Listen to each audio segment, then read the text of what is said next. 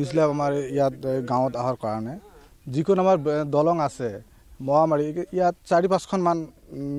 গাঁও আছে মহামাৰী আছে জলডোবা আছে এনেকৈ বহুত ধৰণৰ গাঁও আছে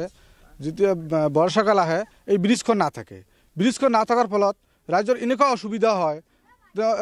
পাৰ হ'বলৈ নাপায় নাও নাথাকে তাৰপিছত এইফালে যেটা বেকওয়াৰ্ড প্লেসত যিসকলে ল'ৰা ছোৱালী স্কুলত পঢ়া-শুনা কৰে আমাৰ সোণাহাট সিনিয়ৰ মাদ্ৰাছাই হওক বা কাছকনা